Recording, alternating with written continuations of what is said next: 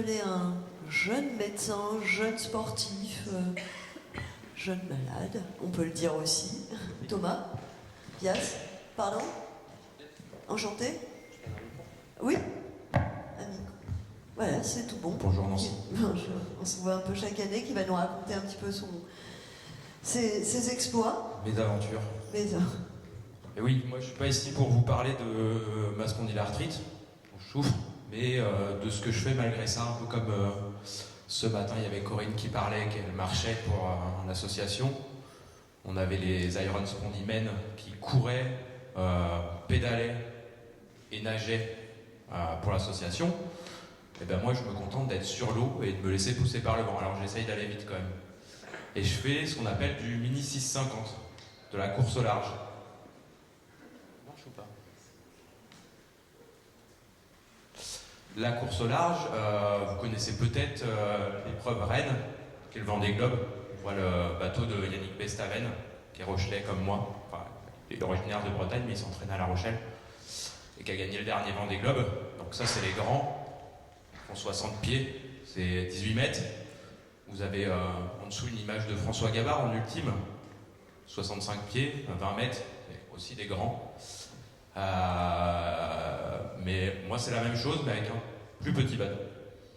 On fait ça principalement en solitaire, parfois en double, et c'est différent de la régate où on est sur des parcours courtiers à la journée. On part quand même au large, même sur nos petits bateaux, on part au large, très loin, sur plusieurs jours, et souvent en solitaire. Donc le bateau, c'est un mini 650, ça fait 6,50 mètres. C'est pour ça que ça s'appelle un mini, parce que c'est tout petit. Pour partir, la course phare, c'est la Transat, donc avec un bateau de 6,50 mètres, c'est quand même des longues distances. Là, vous avez une photo pour voir un petit peu l'échelle quand il est sur une remorque. Donc, nous, en mini 650, il y a deux catégories, des prototypes, des séries. Moi, je suis en série. Ça va être différent en fonction des matériaux utilisés, etc. Les prototypes, c'est vraiment pour le développement, ça va être des matériaux très performants, carbone, etc. En série, on a plus des bateaux qui se ressemblent. Et puis, on a quelques règles de course. En course, on n'a pas le droit à des communications avec l'extérieur, contrairement, par exemple, au Vendée Globe dont je parlais, où ils ont des téléphones satellites. On n'a pas ça, on n'a même pas le droit au téléphone portable. On doit le laisser avant le départ. Et on peut communiquer que par VHF, donc avec une portée en général d'une vingtaine de kilomètres, donc les concurrents autour, etc. On a quand même des trucs de sécurité qu'on peut activer en cas de pépin, mais on n'a pas le droit de les utiliser. On n'a pas de cartographie électronique, on a un GPS, des pointeurs, on doit remettre le point sur la carte. Et on n'a pas de météo en course. Sur les grandes courses, il y a quand même la direction de course qui nous envoie un bulletin assez succinct tous les jours, pour quand même qu'on puisse avoir quelque chose, un minimum, sinon c'est... Même pour la course, c'est moins intéressant. Mais on n'a pas accès à des fichiers météo comme ils peuvent avoir au Vendée Globe où ils reçoivent les fichiers météo directement sur le bateau. Donc voilà, sur l'eau, à quoi ça ressemble. Et donc il y a tout un programme de courses, d'entraînement, etc. Cette année, j'ai pu faire la Pornichet Select, qui allait en gros de Pornichet. Alors je ne sais pas si vous connaissez la côte atlantique, mais de Pornichet, on descendait au Sable d'Olonne, on remontait, la mini Fastnet, que vous voyez en légende, avec le pointeur, on allait jusqu'au Fastnet, avant de revenir, ça partait de Douarnenez. Et puis la Duo Concarneau, c'était un parcours aussi au départ de Concarneau qui descendait au Sable. Et à côté, donc, il y avait un parcours de qualification, parce que pour aller faire la traversée de l'Atlantique en solitaire, la classe nous demande d'aller quand même se tester, donc on doit aller tourner une petite bouée en Irlande, et tout seul, etc. Et puis c'est très scolaire, on doit faire un livre de bord sur 8 fois par jour, mettre des points, etc. Faire des relevés sextants, parce qu'au cas où notre GPS aurait des problèmes, on doit avoir un sextant. Voilà, et donc tous les entraînements au pôle d'entraînement de La Rochelle, le centre Excellence Voile, et puis aussi la partie d'entraînement technique, préparation technique du bateau.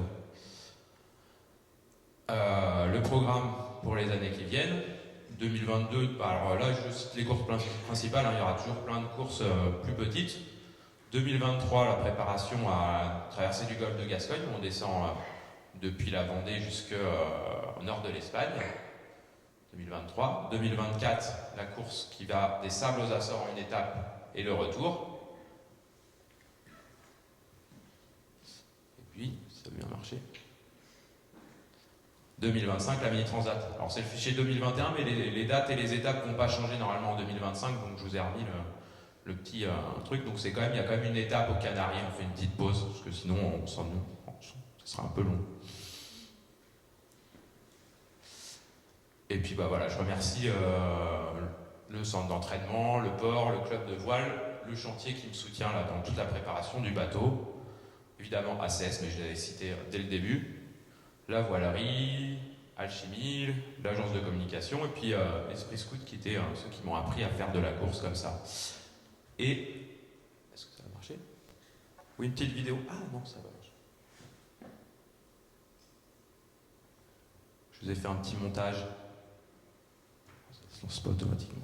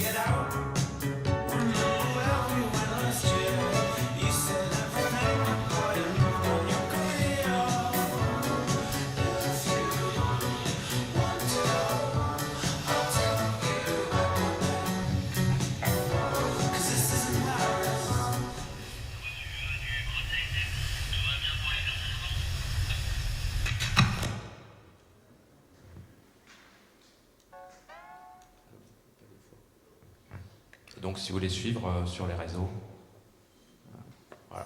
Merci. Un bel applaudissement. On est encore sous l'effet de cette belle vidéo. Merci, hein, c'est magnifique. Ça nous a... Pas mal la musique, c'est toi qui l'as choisi? Oui, mais c'est pas moi qui l'ai créé. Ah mince. Faut pas le dire aux auteurs, hein, ils le savent pas. On a envie de dire, excuse-moi, même si c'est magnifique l'exploit, comment ta maladie... Comment tu vis ces efforts considérables avec la maladie? Bah alors, comme le signalaient les gens ce matin, c'est vrai que l'activité physique, ça aide beaucoup. Donc au final, on me sent très très bien. Après, j'ai la chance, j'étais pas mal gêné, puis j'ai eu la chance d'avoir un traitement qui m'a beaucoup soulagé, qui m'a permis de penser que je pouvais faire ça. Avant, je n'aurais pas cru possible. Voilà. Et donc, il y a toujours, on est toujours un peu moins en forme que certains qui sont, qui n'ont pas de pathologie, mais ça se passe plutôt bien. Bien. Même et en solo, oui. Ouais. Sans De temps en temps, il y a des douleurs, mais on fait avec et voilà. Et le fait d'être médecin, ça t'aide un peu ça quand aide même. aussi un peu à... Du coup, c'est vrai que là, on connaît bien la maladie des deux côtés, des deux versants, à la fois le côté patient, à la fois le côté un petit peu plus ce qu'on a appris à l'école. Tu as commencé bien avant que la maladie ne survienne, ces courses? Non, parce qu'en fait, moi j'ai eu une maladie assez jeune, je pense, parce que j'ai fait des tendinites à répétition, qui a mis beaucoup de temps, parler ce matin, là, de 8 ans pour être diagnostiqué. Ouais, c'est à peu près le temps qu'il m'a fallu, moi, parce que j'avais des tendinites à répétition, j'ai dû arrêter le sport, je suis concentré sur les études, et puis j'ai fait de la kiné, des choses comme ça, mais sans qu'il y ait de diagnostic posé à l'époque. Et il a fallu que la maladie évolue et que j'ai une forme un peu plus grave, vraiment axiale, typique, pour qu'on me diagnostique. D'accord. Et donc la voile, tu l'as commencé, je dirais presque. Alors oui, j'ai commencé. Alors plus en mode croisière au début, et puis même la course en 2018, donc le diagnostic était fait. Mais j'avais pas de traitement encore à l'époque en biothérapie. D'accord. Ah oui, encore plus louable, courageux. Quelqu'un veut poser des petites questions à Thomas? Oui, bien sûr. On a beaucoup de temps. Si tu veux, Franck, si tu veux bien faire passer le micro. Non? Ah oui, pardon, oui. Et après, derrière, pardon, je ne l'ai pas vu. Bonjour. Bonjour. Moi, j'avais une petite question. Là, actuellement, vous avez un traitement ou pas? Ouais, je suis sous biothérapie et une fois par semaine. Ouais.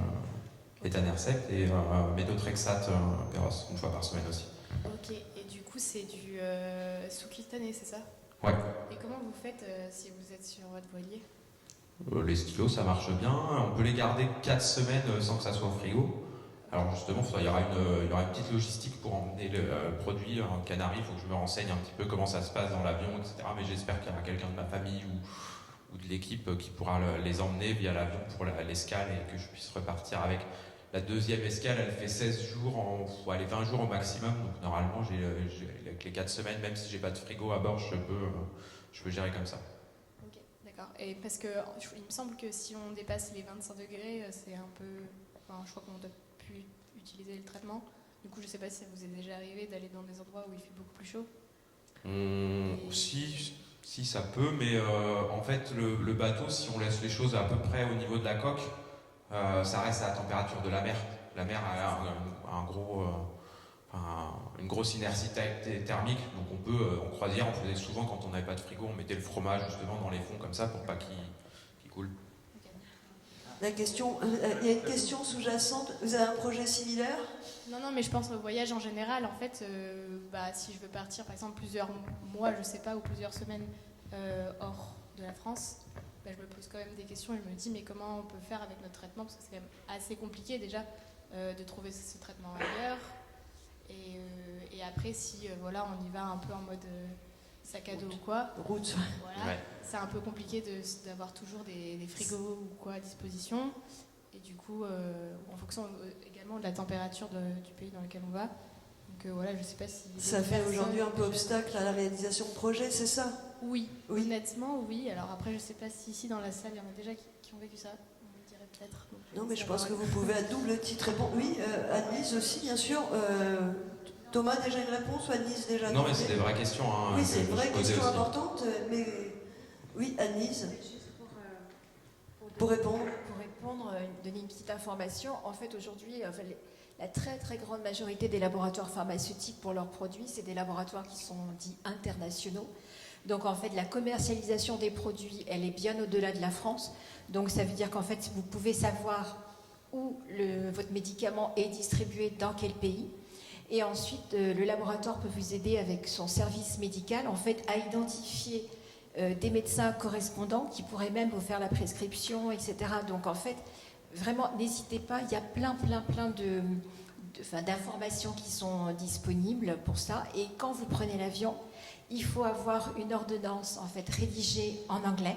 Ça, c'est hyper important parce que, par exemple, si vous allez aux États-Unis, on ne sait pas pourquoi il y a personne ne parle français. Hein. Donc, il faut vraiment que ce soit rédigé en anglais. Et il y a des conventions qui sont signées donc avec les compagnies aériennes. Donc, en principe, ça passe. C'est bien comme information très importante, oui, parce que j'imagine que, effectivement, c'est une question qui se pose beaucoup.